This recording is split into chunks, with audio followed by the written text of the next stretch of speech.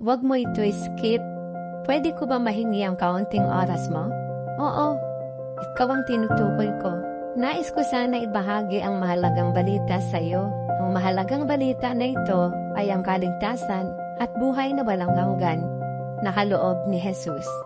Ayon sa Hebrew 9:27, and as it is appointed unto men once to die, but after this the judgment. Ibig sabihin nito na anumang oras, sa ngayon, ang lahat ng taong nabubuhay dito sa mundo ay mamamatay. At kung ikaw ay mamamatay, alam mo ba kung saan pupunta ang iyong kaluluwa? Sa langit ba o sa impyerno? Kung hindi mo alam, kailangan mo itong tapusin, itong video na ito, ang mabuting balita na galing sa Panginoong Diyos.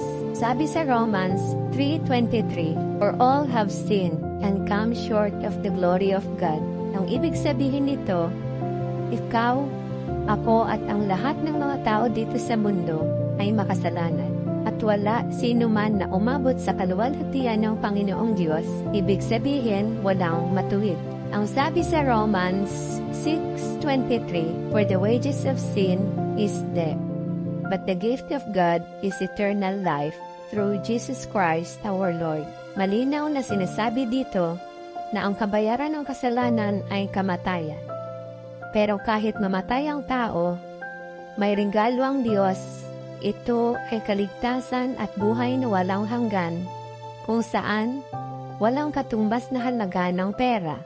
Kahit ikaw ay bilyonaryo at pinakamayaman na tao, ang makakabili ng mga ito at ang tanging daan ay si Jesus Christ lamang. Nasabi sa John 3:16, For God so loved the world, that He gave His only begotten Son, that whosoever believeth in Him should not perish, but have everlasting life. At ang sabi sa Matthew 3:2, Repent ye, for the kingdom of heaven is at hand. Sinasabi dito na para makamit ang buhay na walang hanggan, ay kailangan mo aminin at tanggapin sa iyong sarili na ikaw ay makasalanan.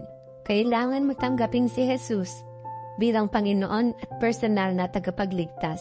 Gawin mo ito, patatawarin at tatanggapin ka ng Panginoong Diyos bilang kanyang anak at ipagkakalob sa iyo ang buhay na walang hanggan. Sabayan mo ako at tayo'y manalangin. Panginoon, maraming salamat sa pagkakataong maibahagi ang iyong salita. Dalangin ko na ang binhing na itanim sa puso niya ay tumubo at mamuha. Ipuin mo ang kanyang puso, buksan ang kanyang isip at maranasan niya ang iyong pag-ibig at kaligtasan. Ikaw na po ang bahala sa susunod na hakbang na sa kanyang buhay. Kung may alinlangan, linawin mo. Kung may sakit o bigat, pagalingin mo. Ipakita mo sa kanya na ikaw ay totoo, buhay at nagmamahal. Naway tanggapin niya si Jesus bilang Panginoon at tagapagligtas sa tamang panahon. Gabayan mo siya araw-araw. Panginoon, salamat dahil hindi nasasayang ang bawat salita na nagmumula sa iyo. Kahit hindi ko makita agad ang resulta, nagtitiwala ako na ikaw ang patuloy na kikilos. Ikaw ang magdidilig, magpapalago at maghahani. Tulungan mo rin ako na maging tapat at handang magbahagi muli. Lahat ng papuri ay sa iyo, sa pangalan ni Jesus. Amen. Kung ginawa mo ang panalangin na yan ng buong puso, hindi aksidente ito. Ito ang simula ng bago mong buhay. Hindi ka na pareho ng dati. Pinatawad ka na. Tinanggap ka na. Minahal ka na ng Diyos. Pero tandaan mo, hindi dito nagtatapos ang journey mo. Dito pa lang nagsisimula. Simulan mong kausapin ang Diyos araw-araw. Basahin mo ang Bible kahit paunti-unti at hayaan mong baguhin niya ang buhay mo, step by step. At kung sakaling maramdaman mong bumabalik ka sa dati, huwag kang lalayo. Lumapit ka ulit sa Kanya kasi hindi Kanya iiwan kailanman.